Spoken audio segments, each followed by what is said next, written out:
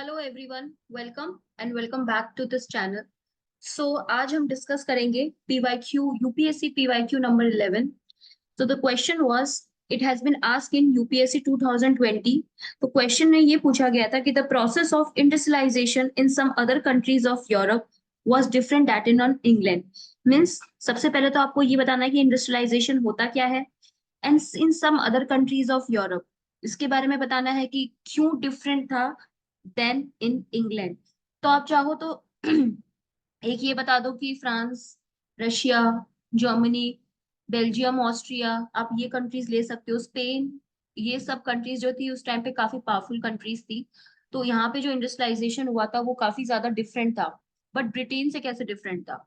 क्योंकि अगर हम देखते हैं तो ब्रिटेन ने सबसे ज्यादा प्रोग्रेस किया था in industrial because of industrial revolution. ठीक है, तो कैसे था दैट वी विल सी। तो इसमें ब्रिटेन के बारे में भी हम डिस्कस करेंगे जो इंडस्ट्रियल रिवोल्यूशन ब्रिटेन में हुआ था। नाउ इंट्रोडक्शन, मैंने यहाँ पे दो इंट्रोडक्शन प्रोवाइड करवाया है। आप यहाँ पे चाहो तो इंडस्ट्रियल रिवोल्यूशन क्या होता है उसकी डेफिनेशन बता सकते हो। ठीक है, this has included the going from the hand production methods to machine, new chemical manufacturing and iron production process. इसके बारे में बता सकते हो use of steam power, water power, development of machine tools. तो इंडस्ट्रियल रिवोल्यूशन का जो process था, मतलब इंडस्ट्रियल रिवोल्यूशन चाहे वो ब्रिटेन में हो या यूरोप के किसी और पार्ट में हो, इंडस्ट्रियल रिवोल्यूशन का मीनिंग सेम था। एक ये चीज बता सकते हो, या फिर एक इंट्रोडक्शन आप ये बता सकते हो कि बिफोर इंडस्ट्रियल रिवोल्यूशन क्या चीजें हो रही थी। हैंड यूजिंग टूल्स से प्रोडक्शन हो रहा था, लिमिटेड लेबर फोर्स था। बट इंडस्ट्रियल रिवोल्यूशन के बाद क्या हुआ था? We relied on machines and technology and the new class system emerge in Europe. तो आप ये भी चीज बता सकते हो कि what development actually took place because of industrial revolution. Now moving moving forward with the sub part, comparison with the British industrial revolution. तो अगर हम उसकी बात करें तो सबसे पहले we will talk about Russia. ठीक है, रशिया की अगर हम बात करेंगे तो हम ये देखेंगे कि आप कहीं से भी शुरू कर सकते हो, फ्रांस से शुरू कर सकते हो, रशिया से कर सकते हो, जर्मनी या प्रशा से कर सकते हो। ठीक है, आप जितनी कंट्रीज की एग्जांपल देना चाहो दे सकते हो। आई चूज कि मैं उन कंट्रीज का एग्जांपल दूं जो उस टाइम पे सबसे ज्यादा पावरफुल थी। तो रशिया सबसे ज्यादा पावर, रशिया फ्रांस और जर्मनी, इन सब ने सबसे ज्यादा कॉलोनीज डेवलप की थी। इनफैक्ट फ्रांस और जर्मनी सबसे ज्यादा। तो मैंने इन्हीं का एग्जांपल दिया है। तो जो हम रशिया की बात करें, there was a no indigenous scientific invention in Russia as happened in Britain. तो ये एक पॉइंट था कि ब्रिटेन के अंदर इंडिजिनियस साइंटिफिक इन्वेंशन था, जैसे कि discovery of steam, steam power. ठीक है, हैंडलूम्स की डिस्कवरी की, मशीन टूल्स की डिस्कवरी हुई। ठीक है, रशिया जो था वो मोस्टली इंपोर्ट करता था अपना machines from the Britain and other countries. ठीक है, rather than being spread throughout the country as in Britain, Russia's industries were concentrated in few locations. Obviously few locations, क्योंकि अगर हम रशिया की बात करें, साइबेरियन रीजन जो है वो काफी कोल्ड रीजन है। तो इट्स वेरी डिफिकल्ट कि वहां से मशीन्स ट्रांसपोर्ट की जाए या आसपास कनेक्टिविटी की इशू था। इसलिए कुछ ही जगह पे फोकस करेगा। ठीक है, लेकिन ब्रिटेन जो है वो एरिया में काफी कंपैरेटिवली रशिया से बहुत छोटा है। वहां पे पोर्ट अवेलेबिलिटी सबसे ज्यादा थी, और हमें तो ये पता ही है कि ब्रिटेन की नेवी सबसे ज्यादा स्ट्रांग थी, जिसकी वजह से इंडस्ट्रियल रिवोल्यूशन काफी ज्यादा फ्लोरिश किया गया। ठीक है, देन फॉरेन कैपिटल की हम बात करें, that plays a major role in Russia's industry. There was a extensive French investment in coal, steel and iron. But British में इंडस्ट्री इंडिजिनियस डोमिनेटेड इंडस्ट्री थी। प्लस अगर ब्रिटेन की बात करें तो वो मोस्टली कॉलोनीज धीरे धीरे बनाने लग गए थे। That led to the development in more development industrial revolution, but before colonisation ही स्टार्ट हुआ था इंडस्ट्रियल रिवोल्यूशन।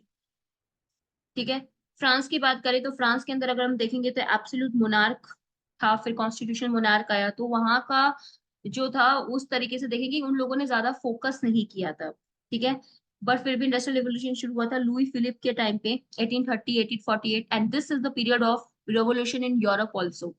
ठीक है, फ्रांस ने इस टाइम पे इंडस्ट्रियल रिवोल्यूशन का प्रोसेस स्टार्ट किया, विच इज वेरी लेट, क्योंकि ब्रिटेन के अंदर अर्ली 18 सेंचुरी के अंदर स्टार्ट हो गया था।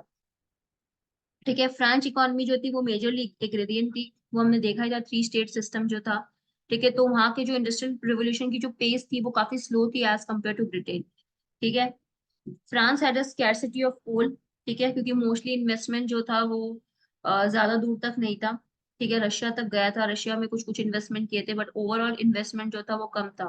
बट ब्रिटेन का एक्सपेंशन भी ज्यादा था। अच्छा, एक चीज और कर सकते हो, रिलीजन देख सकते हो आप यहाँ पे कि आपका रिलीजियस जो प्रोग्रेसिव था वो ब्रिटेन में ज्यादा था। ब्रिटेन में सबसे ज्यादा प्रोटेस्टेंट्स रहते थे, और यहाँ पे बाकी यूरोपियन कंट्रीज में अगर आप देखोगे तो वहाँ पे कैथोलिक रहते थे। थोड़ा सा रिजिड माइंडसेट होता था।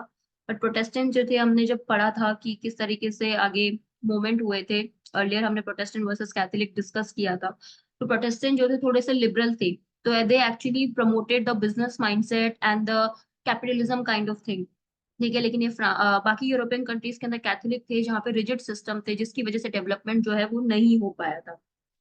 तो जर्मनी की बात की, जर्मनी के पास तो एडिक्वेट रिसोर्सेज ही नहीं थे। ठीक है, काफी ज्यादा बैकवर्ड था उस टाइम पे in terms of development. Cold region था उनके पास, रिम एरिया था, बट उस टाइम पे यूनिफिकेशन प्रॉपरली नहीं हो रखा था, तो काफी लेट शुरू हुआ था। हम ये डिस्कस करेंगे German unification, Italy unification, then we will discuss the questions related to that also. ठीक है, जर्मनी ने मोस्टली बहुत डिकेड लिया था like for the development of use of machines. ठीक है, लेकिन ब्रिटेन ने काफी ज्यादा रिसर्च एंड डेवलपमेंट कर लिया था न्यू टेक्नोलॉजीज में, that led to the rapid industrial development. तो ये आप तीन, at least I would recommend you कि एटलीस्ट तीन कंट्रीज का एग्जांपल दे दो। व्हाट्स ओवर, जो भी कंट्रीज आपको पता है उनके एग्जांपल्स आप यहाँ से स्टार्ट कर सकते हो। एंड एंड के अंदर आप ये बता सकते हो कि how this industrial revolution provided a great transformation and in Europe and north America. ठीक है, and it majorly changed the way the goods were produced, and that to the led to the further development of and emergence of new classes, what it led to actually। आपको यहाँ पे ये बताना पड़ेगा कि industrial revolution what it led to. ठीक है, way forward के अंदर आप यही लिखिए कि what exactly it led to. ठीक है, कोलोनाइजेशन भी लिख सकते हो, ग्लोबलाइजेशन भी लिख सकते हो, इनफैक्ट आप आज प्रेजेंट जो डेवलपमेंट्स हो रहे हैं उनसे इसको रिलेट करके आंसर को जो है वो एंड कर सकते हो। ठीक है, it was a quite very easy question, और सिमिलर टाइप का क्वेश्चन जो है वो जनरल स्टडीज GS1 में भी पूछा हुआ है। तो आई वुड रिकमेंड यू कि इंडस्ट्रियल रिवोल्यूशन को इस तरीके से पढ़ लो, एक तो पढ़ लो कि उसके इम्पैक्ट क्या थे, फैक्टर्स क्या क्या थे, एंड यूरोप कंट्रीज में का जो इंडस्ट्रियल रिवोल्यूशन है वो ब्रिटेन कॉन्टिनेंट से अलग कैसा हो रखा है उसके बारे में आप पढ़ लीजिए। So I hope this answer and this discussion is relevant to you. Let me know in the comment section. Thank you so much.